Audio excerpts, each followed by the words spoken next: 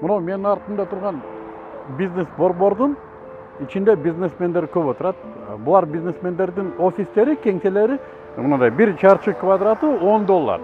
Bir ayga жок дегенде. $12 бар, 15-20 доллар бар. Bir эле чарчы квадратына $12-15 төлөйт. $15 биздин акчага бул 1000 сом, 1 квадрат, 1 чарчысына.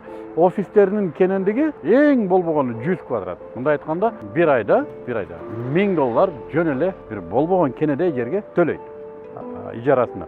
Мына үйлөрдү караңыздар, кандай бир абат үйлөр, сары таштан салынган, ичиндеги жайлуулугун айтпаңыздар.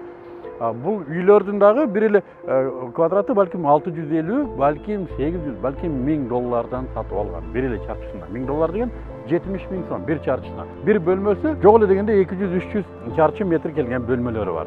Бул деген $200 000.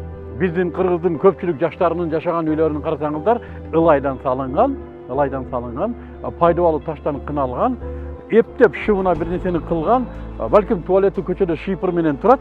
Шамал учуруп кетейин деп турат. Огородунда ит менен мышык өзү жүдөгөн, эптеп бир куртканы кийген, дордойдон алып, анан дүңкүлдөп кетти эртең менен. Каяка билбейм, акча тапканы. Кечинде келди, кайра жатты. Эмнеге мындай үйлөр жашаганы болбойт? Эмнеге тигиндей кеңселерде бизнес кылып отурса болбойт? Булар эмне башка планетадан келгендерби? Булар эмне бир жерден алтын таап алгандарбы? Биз көнүп калганбыз ойлогону. Булар уурдайт. Буларга бирөөлөр берет. Булар шылуундар. Биз андай кыла албайбыз, биздин колубуздан келбейт деп ойлонууга биз көнүп калганбыз. Маселе ушунда. Мен ишендирип коеюн. Андай эмес. Эгер булар да бизге окшоп уктап отура бергенде, бизге окшоп жата бергенде, шыйпыр туалет менен өмүр бою жашамак. Айырмалык ушунда. Булар бир күн айтты. Мен болду мындай жашабайм, мен өзгөрөм деди.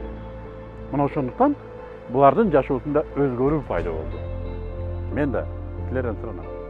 Жаз келет. Рамазан жакындап калды.